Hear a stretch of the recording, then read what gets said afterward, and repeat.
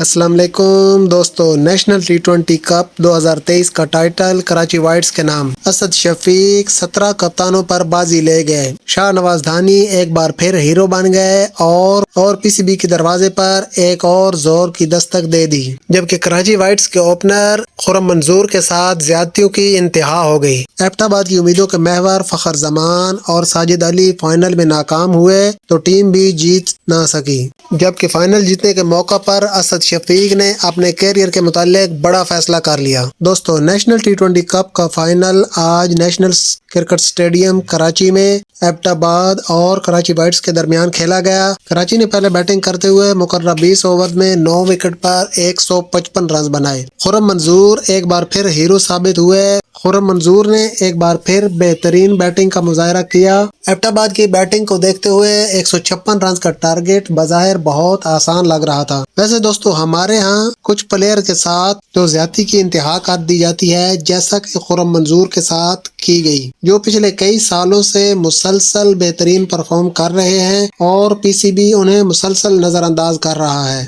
ویسی زیادتی اب شاہ نواز دھانی کے ساتھ دہرائی جا رہی ہے۔ وہ بھی مسلسل بہترین پرفارمنس کا مظاہرہ کر رہے ہیں، لیکن پی سی بی کے بڑوں کی ان پر نظر نہیں پڑ رہی۔ انہیں بھی مسلسل اچھی کارکردگی کے باوجود نظر انداز کیا جا رہا ہے۔ کراچی کی جانب سے خرم منظور 53 رنز کے ساتھ نمایاں رہے۔ ایبٹ آباد کی جانب سے شہاب خان نے 4 وکٹ حاصل کی۔ ایبٹ آباد کی ٹیم 156 رنز کا ٹارگٹ حاصل کرنے میں ناکام رہی اور 20 اوورز میں 9 وکٹ پر 146 رنز ہی بنا سکی۔ ایبٹ آباد کی امیدوں کے محور فخر زمان اور دوسرے اوپنر ساجد علی تھے، جو دونوں ہی ناکام ہو گئے۔ ساجد علی 1 رنز پر جبکہ فخر زمان 19 رنز پر آؤٹ ہوئے۔ اعتزاز خان 43 رنز کے ساتھ نمایاں رہے۔ شاہ نواز دھانی نے بہترین بولنگ کا مظاہرہ کیا اور فائنل کے ہیرو قرار پائے، اور انہوں نے میچ وننگ پرفارمنس کا مظاہرہ کرتے ہوئے 4 اوورز میں 16 رنز کے عوض 3 وکٹیں حاصل کی اور اس طرح مین آف دی میچ کا ایوارڈ لے اڑے، جبکہ پشاور کے کیپٹن افتخار احمد کو شاندار آل راؤنڈ کارکردگی پر ٹورنامنٹ کا بہترین کھلاڑی قرار دیا گیا۔ اور فائنل جیتنے کے موقع پر اسد شفیق نے اپنے کیریئر کے متعلق بڑا فیصلہ سناتے ہوئے تمام طرز کی کرکٹ سے ریٹائرمنٹ کا اعلان کر دیا، اور یہ ان کا بہت ہی بہترین فیصلہ ہے، کیونکہ اس سے اچھا اور بہترین اور خوبصورت موقع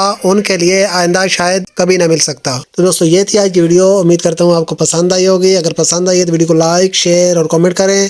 ملتے ہیں اگلی ویڈیو میں، تب تک کے لیے اللہ حافظ۔